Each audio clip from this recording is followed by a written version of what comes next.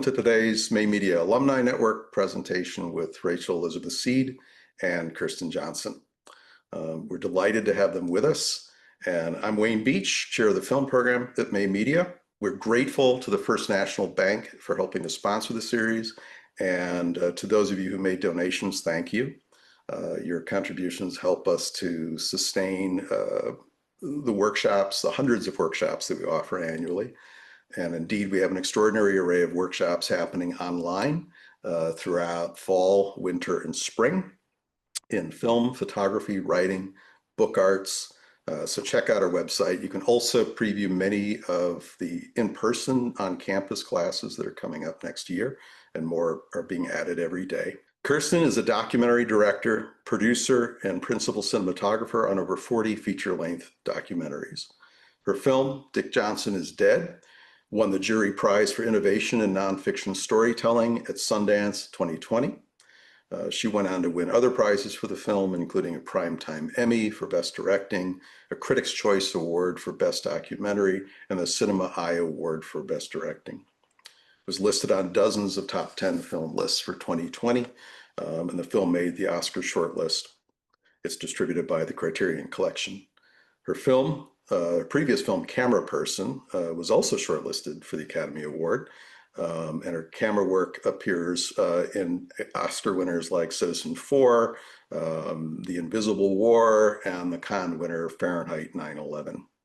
And she's one of only 5%. Does that percentage still hold that you're only one of 5%? Sadly, it does, Wayne. Cinematographers and ASC? Well, there you go. Hopefully that will be changing. We've actually had we had a lot of our cinematographers teaching this year are women. So we tapped that 5% Right on. and really recruited quite a bit.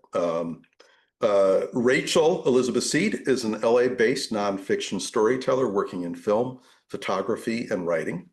Her debut feature film, A Photographic Memory, which you'll be hearing about today, distributed by Kino Lorber, is a New York Times Critics Pick. It was called one of the best docs of the year by RogerEbert.com. It was awarded a 2025 Truer Than Fiction Spirit Award. Formerly a photo editor at New York Magazine, her photography has been exhibited worldwide, and she was a camera person on several award-winning feature documentaries, and is currently in production on 4 feature documentaries and 1 narrative feature, and is developing her first podcast. Rachel is executive director and co-founder of the Brooklyn Documentary Club, a New York City-based filmmaker collective with over 300 members. On January 31st, we're delighted that Rachel will be leading a 1-day online workshop for us, Fundraising for Documentary, as well as a 2-day in-person workshop being held in Los Angeles in early March. It's called Mirror, Mirror, Crafting Original Films and Photography Through the Personal Lens. And that'll take place in LA on March 7th and 8th, and we're grateful to Fancy Film Post House for providing the location for that workshop. Rachel can tell you a bit more about those later on, and we can post the links to the descriptions in the chat thread before the end of the session. But right now, please welcome Kirsten and Rachel. Thank you so much, Wayne, for that wonderful introduction. And it's just such a joy to be here with you, Rachel, to talk about your amazing film. Rachel, should we show them the trailer of the film to get started? Yes. I have no memory of my mother. She died when I was very young. But when I discovered her interviews a few years ago, I got to hear her voice for the first time since I was a baby. The first thing is, would you just introduce yourself? My name is Henri Cartier-Bresson. My name is Bruce Davidson. I'm Cornel Kappa. I'm a photographer. My name is Lisette Model. I needed to know more about my mother, so I set out on a journey to revisit the photographers and to find out more about the mother I never knew.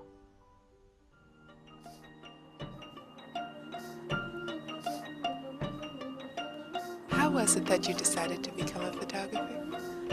I never decided to be a photographer, and I don't know if I'm a photographer. She managed to get Henri to talk about the way he photographed. She was a strong and adventurous woman, and she did things that other women didn't do. She wanted to live every day, every minute, and she did. Her amazing drive was tempered by her feeling that her life could be short. She's looking very youthful there, isn't she? That was just a few months before she died.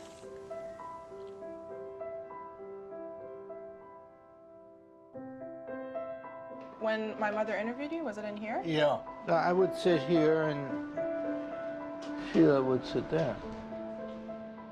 You have a lot of your mother in you. You seem to have the ability to make me say outrageous things.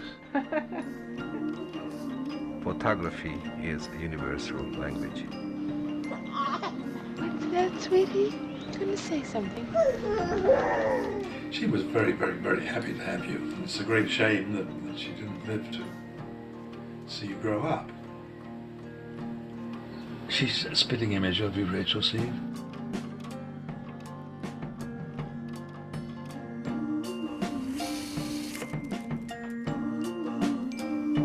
I'm curious what you remember about Sheila.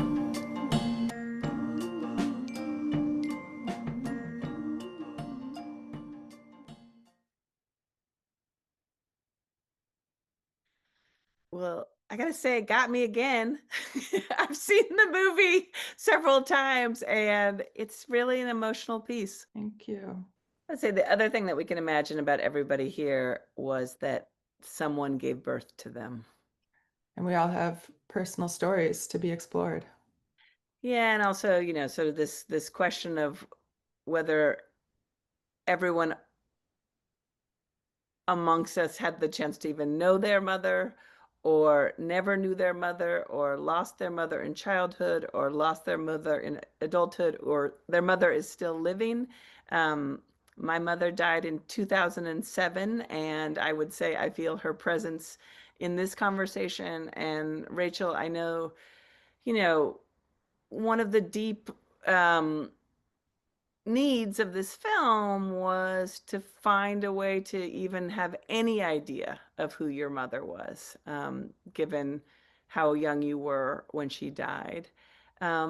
So can you just share with everyone, like, the beginning of the need, realizing that cinema might give you some help with this need? Yeah, I mean, I think I grew up steeped in the world of nonfiction storytelling, whether it was my father as a photographer working for Time Life and seeing him in the darkroom, knowing that my mother was a journalist and photographer. That was about as much as I knew about her. I didn't know her as a person, as a human being. And all those things kind of came naturally to me as well as a means of expression growing up, something I didn't really question. And so, but I didn't know my mother, and that was a deep longing for me for my entire life. And it just felt like, I had the question of how can I know her? And because I used those mediums, and both my parents had these gigantic archives of nonfiction media, it just seemed to all make sense. Like, well, this is how I'm going to get to know her. I'm going to dig into these archives. I'm going to find her audio interviews with these photographers and learn about her. I'm going to read her journals. I'm going to read her articles, see the 200,000 photographs she saw with her own eyes and took throughout her life. But I didn't have all that media when I started. I had to find it over the 10-year period that I made the film. And I can imagine, I mean, I don't know, but I wonder, like, how old you actually were. Was it when you were a child? Was it when you were a teenager that you imagined that you could get to know your mother through her images or the work that she had done? Or it was later in life that you started to imagine that was possible? It was later. I mean, I was in my late 20s by the time I don't know, like, some people like to delay gratification. Like on Christmas, you don't want to open the presents until the day of. For me, I knew that her work was in my dad's house, but I wasn't ready to open it yet. I knew that it would be this huge discovery, that it would change my life. And I liked that it was there, but I wasn't ready. And I think for whatever reason, I think because I was delving into my own photography, when I was probably around 29, I was like, I think I'm ready to dive into this stuff. And that's when I contacted ICP and I found out all of her audio was there. And that's when I changed my whole life around just to go through this sort of insane project or process over a period of 10 plus years. So the sort of realizing that you were ready was, I can imagine, not a fully conscious Not at all. moment, Not at but all. Yeah. but these small steps, and one of the critical ones of reaching out to ICP and then suddenly realizing there is audio of my mother. So sort of phase one, I can hear my mother's voice. Mhm. Tell us about like how, like, once the first time of you hearing your mother's voice is a moment that we see in that trailer. Um, but then did you just embark on, I'm going to listen to all of it as quickly as I can? Or was it like I touched fire and I'm jumping back from it? Like, did you have to go in and out? What was that hearing your mother's voice process? Yeah. So first of all, like I wasn't a filmmaker when when I found the audio, and I wasn't planning on making a film, but I did move to New York once I discovered there were 75 hours of raw audio of her talking to photographers because ICP was very receptive to me doing something with the materials. And so they hired me full time for their archives. So, but when I heard her voice, it was a very kind of sacred moment. I was sitting alone in Cornell Kappa's old office. He's the founder of ICP, for those who don't know, and he was already deceased by that time. But I sat in his office chair in his corner office in Manhattan, listened to my mother's voice, actually interviewing him in 1971, because they were extremely close. So she's interviewing him. I'm sitting in his office. I feel like I'm in the room with them. And I also recognized her voice, and it was familiar to me. And that moment was actually the entire, like, the moment where it's like, this is the inciting incident, as people say when they're making a film. And in a flash, I was like, there's more layers going on here, and I can't, this is not a photography project. This is not a podcast. I have to do something greater with this. And it was so visual. So that's when around that time, had the idea to make the film. And everybody I shared it with at ICP that I was working with was like, oh my God, this is crazy. So I was like, okay, people are kind of responding to this experience that I'm having. Well, and part of that was, just the incredible array of great photographers your mother talked to. I mean, I Oh, yeah. remember meeting you for the first time and you saying, my mother interviewed Cartier-Bresson, my mother interviewed Kappa, and it's just like, what? Who was this person who had all these conversations about what is photography with the greatest photographers of the 20th century? Mhm. And so I think, sort of immediately, those of us who are on the outside of the project were like, I want to hear these people talking about photography, but the realization of you wanting to hear your own mother's voice, um, was something that you bring to life in the film in a way that sort of little by little, the possibilities of it became, more and more evident. And I feel like I have a very distinct memory of, watching the cut of the film and then us thinking about this idea that maybe there could be a back and forth between your mother, that it wasn't just a passive listening to your mother's voice, but that there might be some way that cinema would give you a way to talk to her. Yeah, and we're gonna watch a clip of that in a second, but just to say that in my own life while I was making the film, I started to have conversations with my mother about maybe 5 years in after I had absorbed 75 hours of her interviews. I like programmed myself like an AI bot to know what she would sound like. And I would talk to her. And so when it was real for me, I was like, well, this can definitely be real in the film. So So you we could hear her voice in your mind. Yeah, I mean, it was like a real conversation. I would ask her questions, especially when I was dealing with something challenging and I needed advice. And I would wait and I had to be in a quiet place, and then she would give me the best advice ever. And so it was always the right advice. There's an incredible quality to the way your mother asks questions. It's a very open way of asking questions, very gentle and very, encouraging way of asking questions. So Christina, I think let's play the clip of the conversation sequence. So just for everyone, you're hearing Rachel's mother's voice asking the questions. You moved to New York to run away from your family.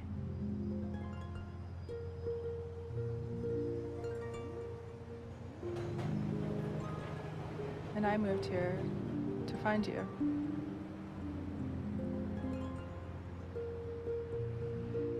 Did you find anything that you hadn't expected to find?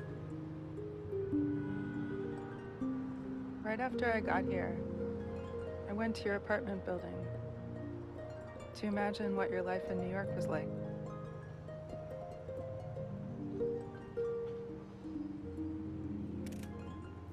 Did it touch a chord in you in any way? It did. That's when I found your photos. I saw we'd been standing in the same place. It's really amazing.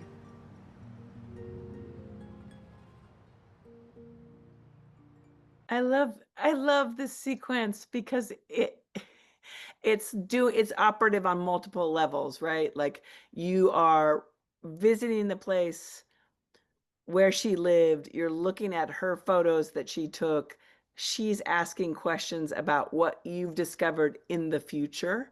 And you know, I do believe this world operates in ways that are beyond our understanding, and that cinema sort of helps us go into the mystery of life. And this sequence is reminding me of, my brother calling one day and saying that he found one image of a photo my mother took in New York City in 1947.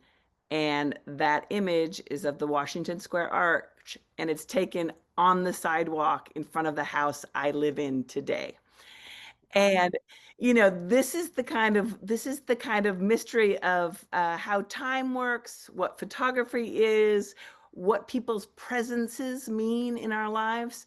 But the how of how you created a way to have that conversation with your mother, Rachel. I know that's also like to go through and figure out how you could piece together a conversation that would be a real conversation was a lot of work. So tell us how you did it. Yeah, so there was both the sound design elements of it, which was actually achieving it in the film, but then there was also the sort of research and nuts and bolts behind the scenes in the edit room.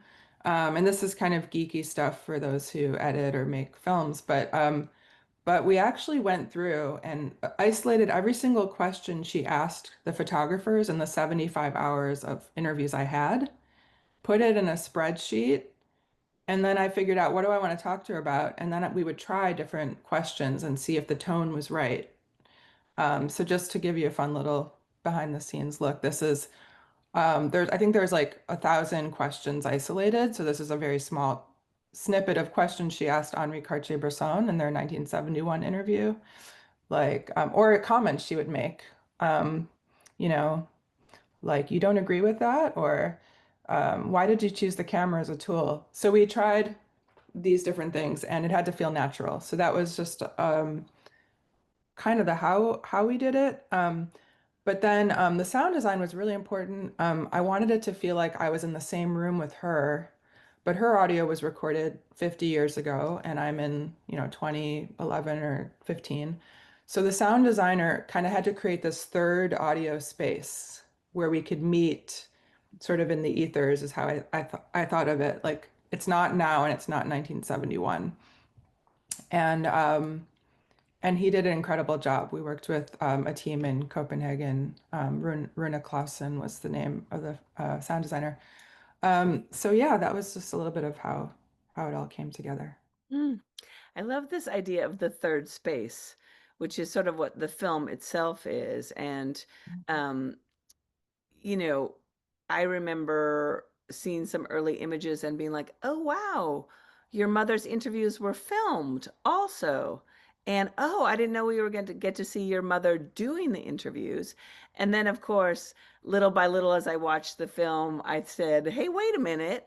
Um, did this happen or did this not happen?" And you've seen in the couple of clips that we've watched, you've seen filmed images of the recordings taking place, and those are in fact recreations in which Rachel plays her mother.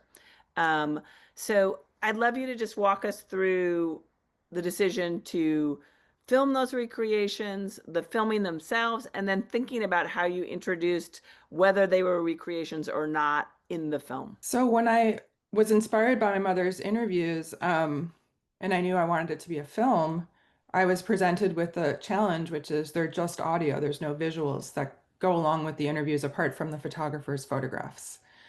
I also knew that I didn't want the film to be about the photographers. That was sort of like incidental. Like she talked to these amazing photographers, and here's a little bit of their work, but it's not the Henri Cartier-Bresson biopic or Bruce Davidson, etc. So I had to think a lot about like what is the visual we're going to see when we're hearing her talk to the photographers in the film.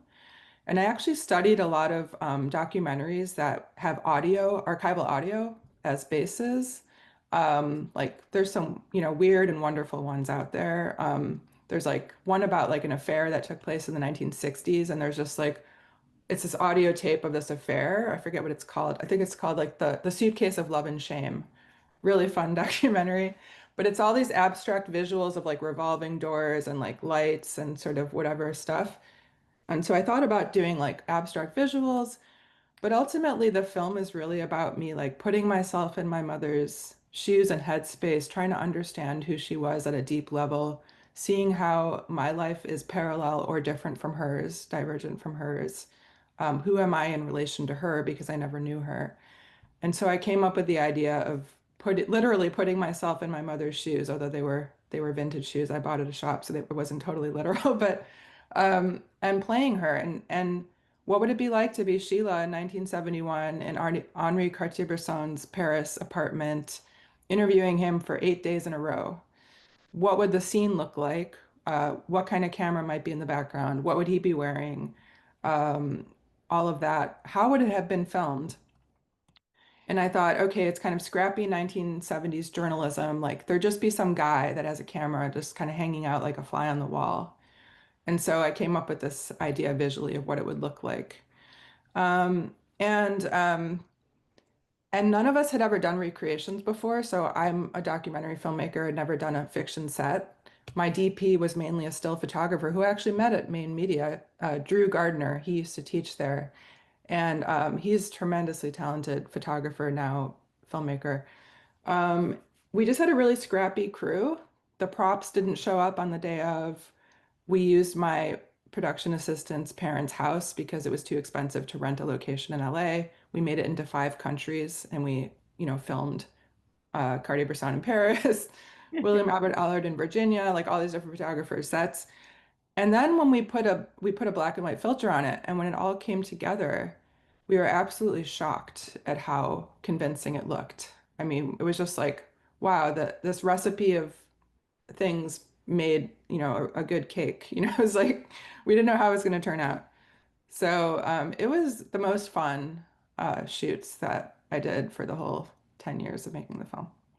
And I mean, I have to say, when you tell us like she interviewed him for 8 days, that says something like that's just so that is 1971 as compared to 2025. Like, can anyone imagine any world-renowned photographer sitting down for 8 days to talk about their work? I mean, it's interesting, like the time, like how Yeah. that different relationship has Well, changed. a couple things. At that time, photographers weren't getting tons of requests for interviews. There weren't films about photographers being made yet. Photography was just starting to be seen as like a fine art form in a sense of like being at the Museum of Modern Art and the Family of Man exhibit and things like that. So they weren't as sought after, but also Henri Cartier-Bresson was really hard to get interviews with. He didn't like being interviewed. He didn't like journalists coming into his space. I think he initially gave her like 30 minutes. And he was so disarmed by her that they ended up spending days together. And I have letters that he wrote her afterwards. I mean, he considered her a dear friend. Um, he was so impressed. And when journalists would come to him after that interview, he would tell them, "You don't need to talk to me again. Just listen to Sheila's interview." Wow. So he felt that somehow she had captured this real quintessence of his way of photographing, which I don't even think he had ever really thought through because he didn't even really consider himself a photographer. He loved drawing and like it was like a means to an end for him, shockingly, because he's, mind-blowingly incredible photographer. But so it was very interesting. Huh. Shall we, Christina, let's show the sequence of clips about recreation. This is Henri Cartier-Bresson and Martine Frank, and Sheila talking to Henri Cartier-Bresson. I certainly remember meeting your mother and finding her very maternal and very understanding and allowing Henri just to talk. I was thinking when I was looking at, just trying to understand something from your pictures, that there's a sense of what happened before and what's going to happen after in a lot of the pictures. It's a problem of time. Time, it is a fundamental thing. It's a fight with time. Life is very fluid. Well, sometimes the pictures disappear and there's nothing you can do. You can't tell the person, oh, please smile again, do that gesture again. There's no repetition. Life is once, forever. Just so that I have a memory of you. Life is once and forever is a good line. It speaks to your work as well, Kirsten, and mine. I had a funny observation when I asked Kirsten to do this talk with me, that in Dick Johnson is Dead, you're kind of trying to kill off your dad so that you can come to terms with losing him inevitably eventually, because it's so hard to accept. And I'm trying to bring my mother back to life in this film. So there's a sort of, we're kind of doing a similar thing where it's like so hard to lose the parent, but how do we keep them alive in some way? And I just thought that was like a funny sort of dichotomy of Yeah, methods. I mean, I learned from Oliver Sacks that when people are grieving, they have actual neurological hallucinations of the person who's died, and that it's like just an incredibly palpable presence.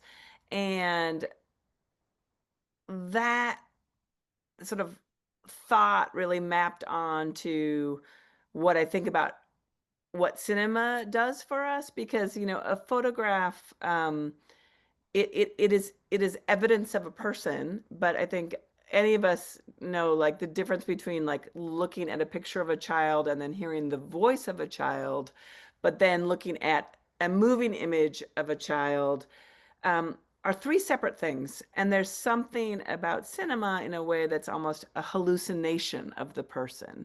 So, I mean, it's quite interesting looking at that footage of you wearing a dress from the 1970s, being reflected upside down in a glass, looking at a print copy of a Cartier-Bresson image. There's a way in which, where are we in time? What is this hallucination? But it feels alive. And part of how I got the idea to make Dick Johnson is Dead is that the editor that I worked with, Nels Bangerter, he cut a shot of the box of my mother's ashes first, and then he cut footage that I had of my mother. And when I saw that cut, that shot, one shot after the other, I had like, the feeling of Pulp Fiction, where it's like, oh my goodness, like John Travolta came back to life. My mother came back to life. So that sort of reordering that cinema can do of events is a thing that gives us the feeling that, in fact, this person might be back alive again. I always say, like, Buster Keaton is alive for me. I only know Buster Keaton as a living person because I know him through cinema. But I'm curious in, sort of your editorial choices about when you reveal in the film, Rachel, that those are recreations and not actual footage of your mother, and sort of, in this period in history where the question of the veracity of things or the documentary nature of things or the truth of things, that you don't tell us immediately that what you're doing is recreations in the film. Yeah, well, also just like one of the audience reactions that I'll get to that sticks out to me the most is like there's always like a couple. First of all, a lot of people don't realize they're recreations even after watching the entire film. And there is a subtle reveal where you see me, sorry for the spoilers for those who haven't seen the film yet, but it's not that big of a spoiler. But you see me kind of getting hair and makeup and being dressed up as my mother, and it goes from black and white to color. And so the hope is that people pick up the like, hey, Rachel's playing Sheila.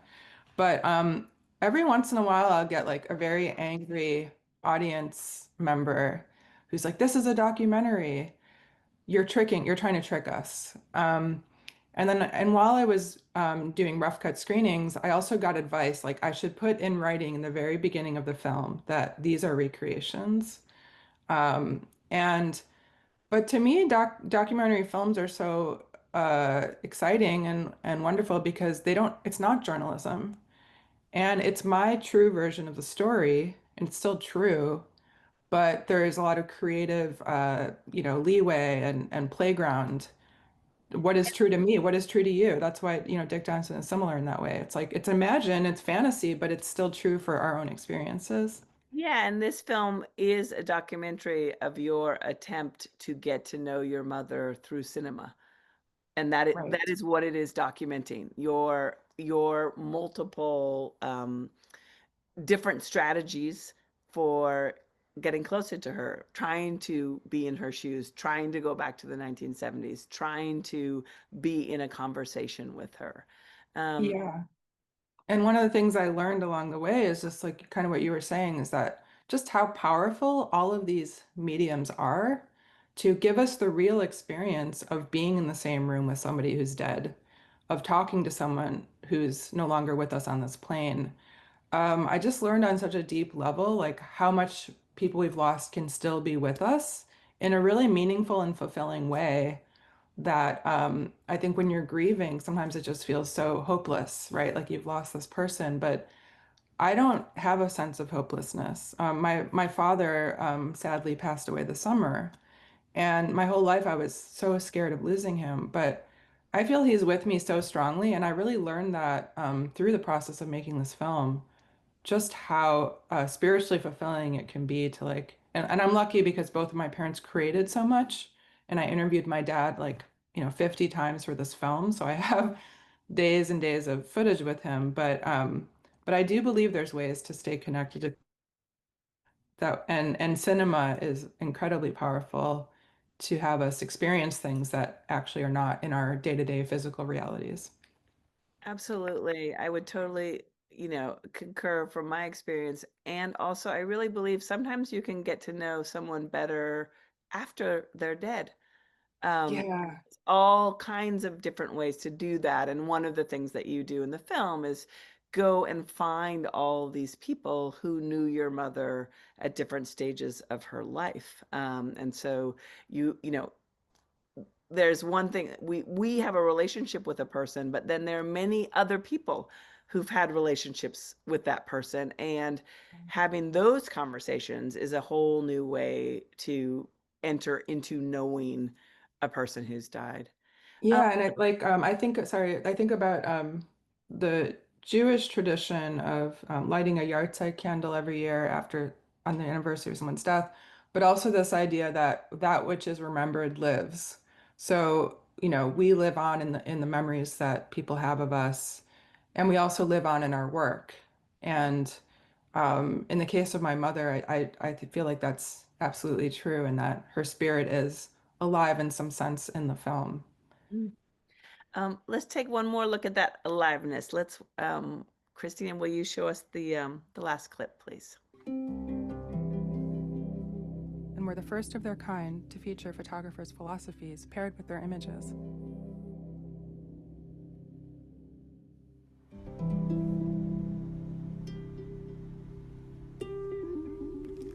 But But when I looked closely, your credit was hard to find. And your voice was missing.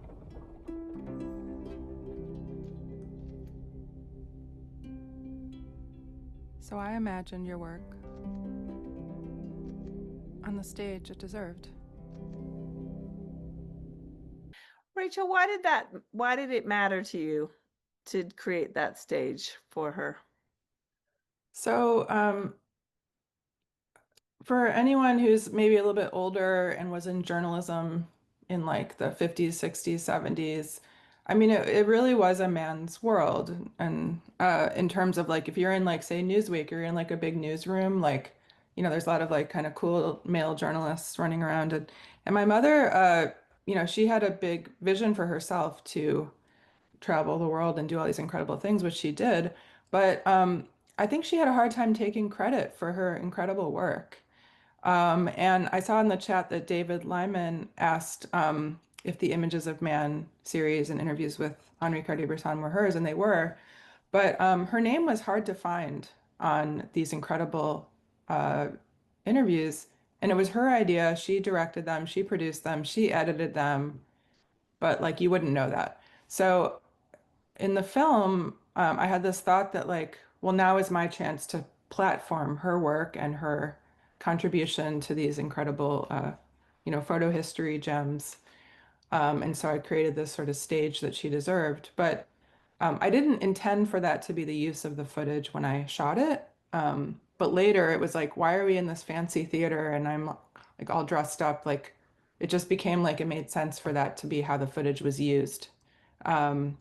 Initially, I was just going to show what the Images of Man series was and how it was played in like it was like 1970s audiovisual program where there's like a little beep and the slide advances and you hear the photographer talking, and that's what it was. I think we're close to the time slipping through our fingers. So I'm just curious whether anyone else in the group has questions they want to ask Rachel about process, and you're welcome to put those in the chat. Oh, okay. Someone's asking whether you worked with an acting coach for thinking about her mannerisms. I didn't need to because apparently I naturally have a lot of her mannerisms, which is something I learned along the way. But I did consider I did get some voice coaching because I'm not usually in front of the camera and I'm not an actor at all. And voiceover is honestly, I don't know what your experience was, KJ, but for me, it was the hardest thing, both to write and to perform for the film. That was hands down the biggest creative challenge. So I also listened to, like, for example, I love Sherman's March, the documentary, and I love Ross McElwee's like sort of dry humor. So I watched a lot of stuff like that where I'm like, how did they pull off this incredible, like funny, like so much them, kind of performance. So yeah. Oh, I would highly agree. Writing voiceover is ridiculously hard. So hard. It's hard not to be cliche. It's hard to really dig into your feelings and how do you put that into like a cinematic language? I mean, it's just like, and I'm a writer, but I write, but like I don't write for performance. I write for like articles and memoir type stuff. So it's a different kind of writing also that's something I learned. Yeah. And I remember when Dick Johnson is Dead premiered, my 8-year-old turned to me and he was like, "Mom, that sounds nothing like you." Oh my God. What was wrong with your voice? Someone is asking about music, and someone is also complimenting my necklace, which I Very say, cool. yes, thank you very much. Love it. How do you think about music? Yeah, so for me, the film, it had to have like a certain vibe. I was pretty sure I wanted to have like a female composer because it's about me and my mother. So the harpist composer Mary Lattimore, I don't know if how many of you have heard of her, but if not, you should check her out. She's on Spotify. Her music is like ethereal, it's experimental, it's gorgeous, it's melancholy, it's full of longing and love. and it felt like the perfect vibe for this film. So I hit her up, and she ended up composing original music for this film. Um, and then I just kind of built around that vibe. And there's a Lick Lee song, which, you know, was our most expensive license. But I fell in love with it in the temp, like as a temp song. And I was like, I'm sorry, we just have to find, you know, $11,000 or whatever it was to license it. And um, and yeah, the rest, it was like I didn't want there to be too much music, and I didn't want it to be overwhelming or overbearing. So that's kind of how I thought about it. Like, how can it enhance the scene? How can it create this third space that we're talking about? Which you've kind of not, you're not here and you're not 50 years ago. You're in this sort of like other realm where Rachel and Sheila are connecting.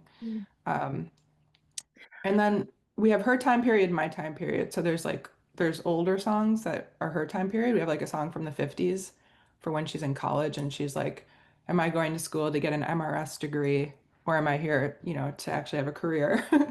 So we wanted to have an authentic 1950s kind of vibe for that. I will say that the film is so intellectually meaty that like you could be in it without music. And I was really struck and surprised when the music came into the cut, to be reminded that it's emotionally about your experience of longing, which is not a familiar experience to me in terms of my relationship to my mother, right? Because I got to be with my mother through my whole childhood and, you know, much of my adulthood. And when the music came in, I was so taken by how much more dimensional the film became, and that it was different than I even imagined the film would ever be, because it was expressing your emotional condition in a way that was not familiar to me.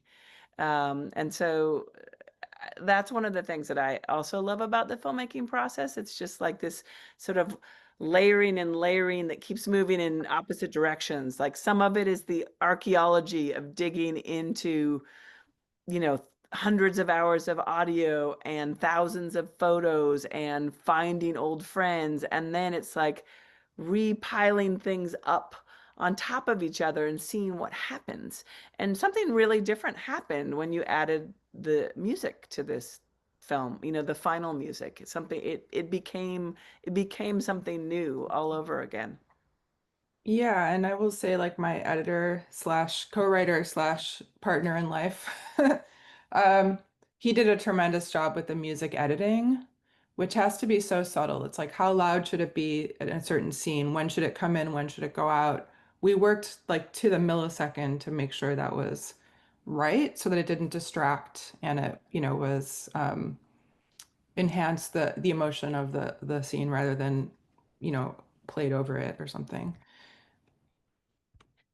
Adam is asking, was it, did you have any questions that were answered that you didn't even know needed to be asked? Yeah, I mean, when I started, I didn't know what I didn't know. And I think for me, the experience, it was very experiential, the process of making the film, and then I had to translate that into the movie. Um, so I didn't know what it would be like to have a mother. I mean, frankly, it's a weird thing to say, but when I first started the film, I called her Sheila when I would interview people. I would say like, "Can you tell me about Sheila?" or "What do you remember about Sheila?"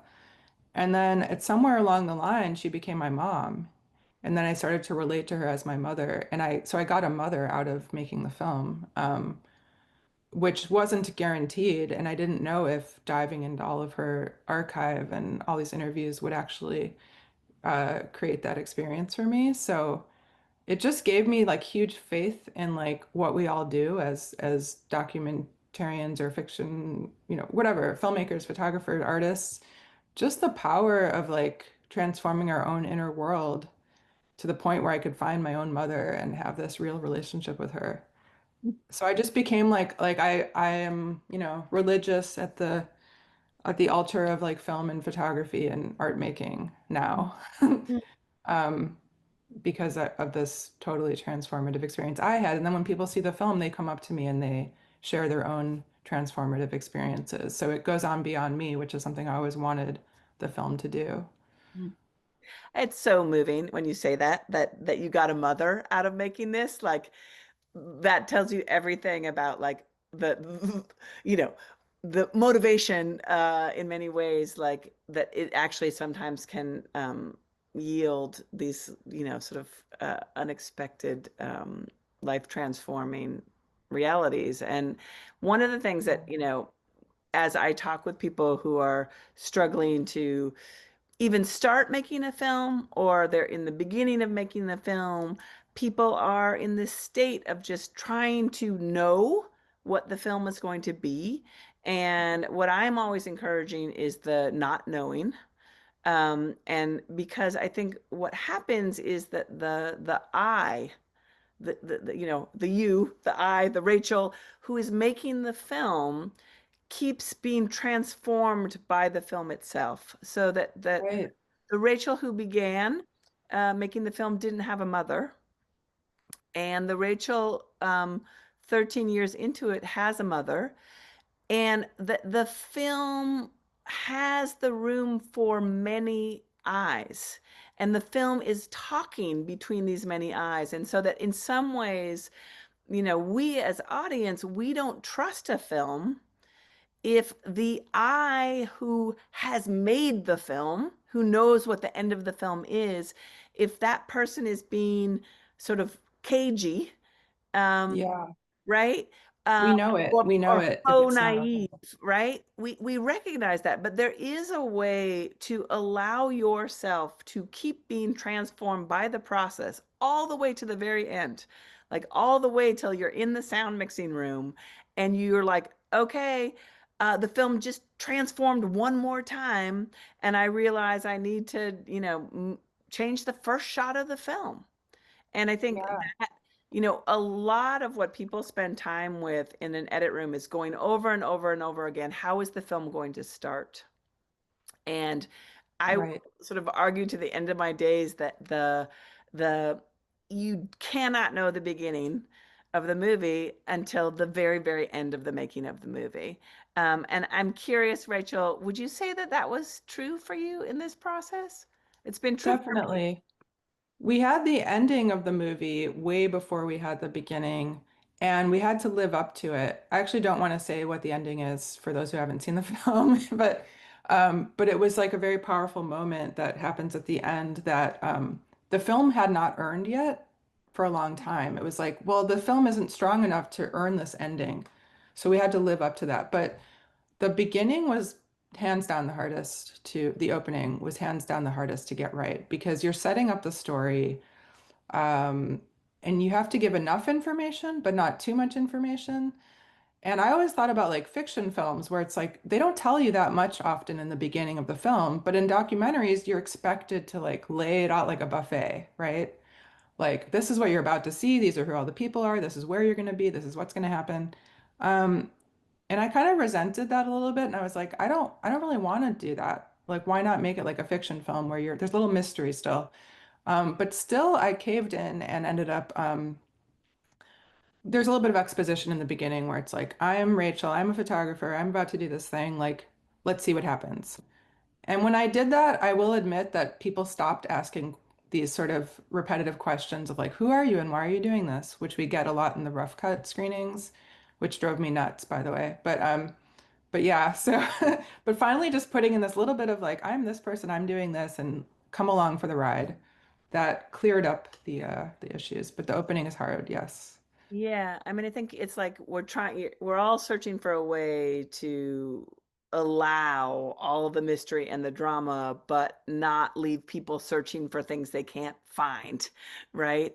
But the how to do that always feels like it comes late in the process. I mean, this sort of dovetails into the question that Chloe is asking us both about how, as these processes change and we keep trying to tell funders and grant offerers what it is that we're making. I mean, I would say for me, Chloe, it's like if you can keep being clear about what your need is in making the film.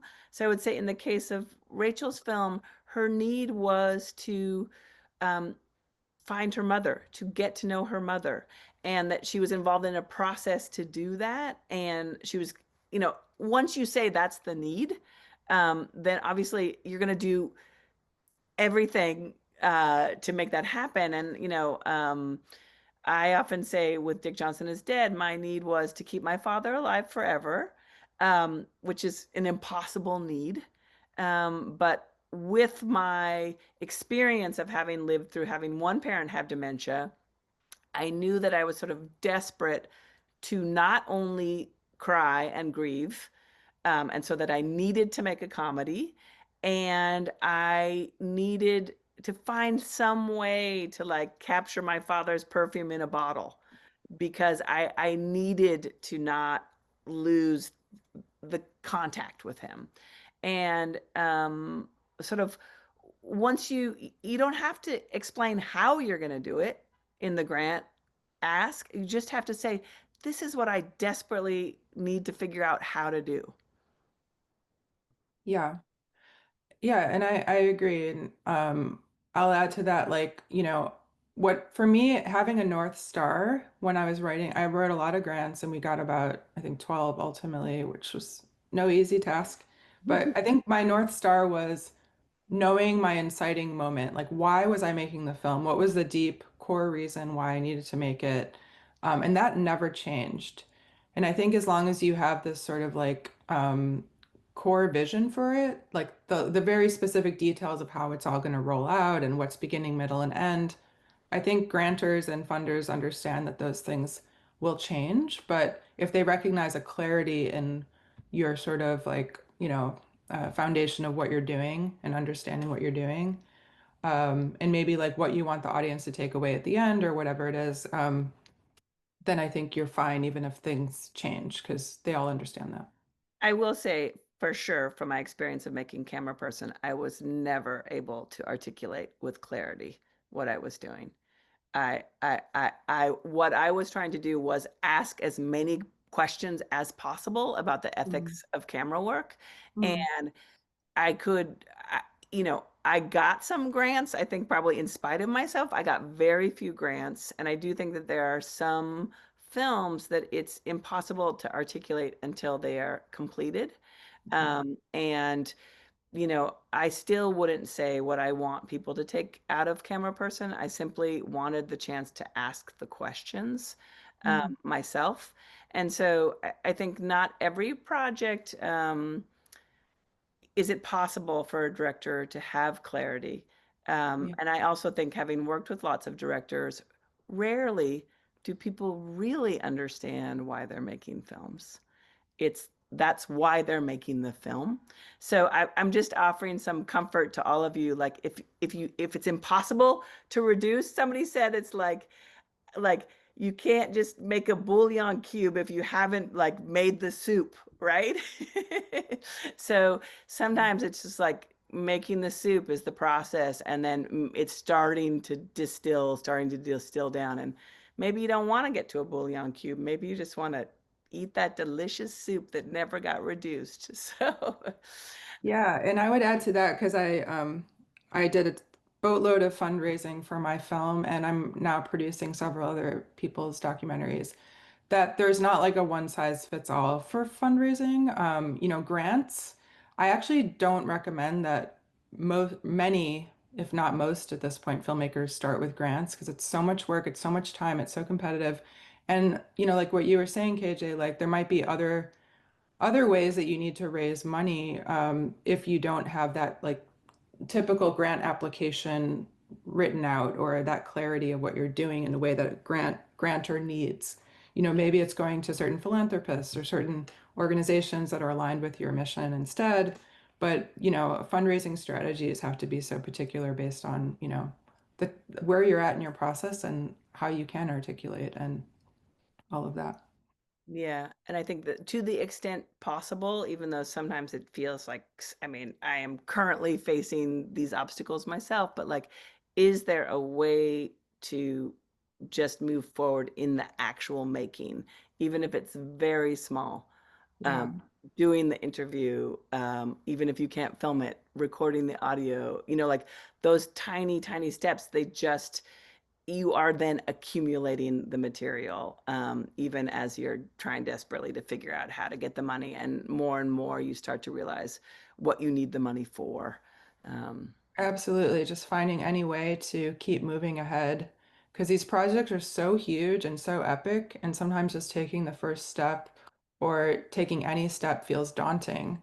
But yeah, like what is something that you can do right now just to move the needle and get some confidence to get to the next step, whatever it might be, whether it's writing every day, whether it's reaching out to, people who might be funders, anything. It might make you uncomfortable too, but yeah, just taking those actions.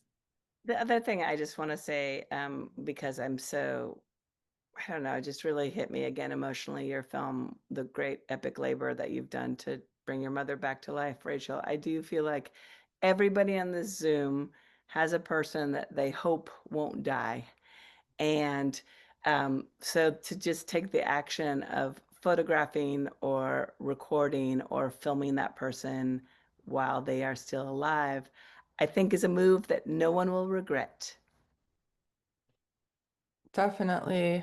Absolutely. And So we Rachel, have there was actually one question that we missed. It was Eric asked about the title and just how you came upon the title. I think it just came to me in like a moment pretty early on, maybe in 2012 or something like that. It was just one of those things that like you're in the shower, or you're walking, and somebody's just like, it just comes to you in your head.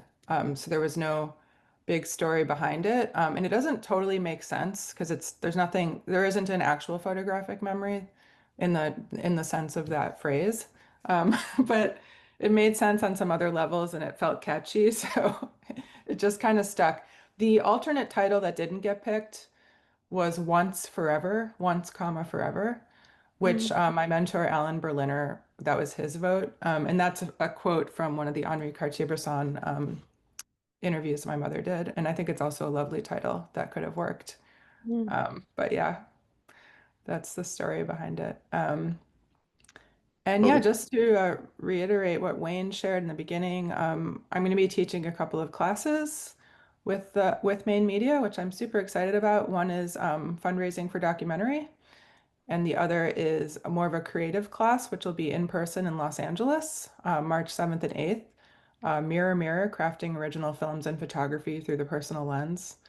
Um, and um, and yeah, Photographic Memory is on Canopy, Amazon, and Apple now. So if you didn't get a chance to watch it before, you have the chance to do that. You get free screenings on Canopy with your LA or New York library cards, I believe. So I love promoting that one the most. So Rachel and Kirsten, it's been such an honor to have you both here today, and thank you so much for this conversation around process, which has been, I found really, really stimulating, and I know everybody else did too, and they're saying that in the chat thread right now. I also want to thank Beth Story, who oversees this series, and Christina Sanders, who lent tech support today. Thank you all for coming. And again, thank you, Rachel and Kirsten. Thanks, Wayne. Thanks, Main Media. Thank you all so much. Thank you, everyone who came. Thank you, Wayne, and thank you, Beth and Christina and Main Media. Okay. Bye-bye.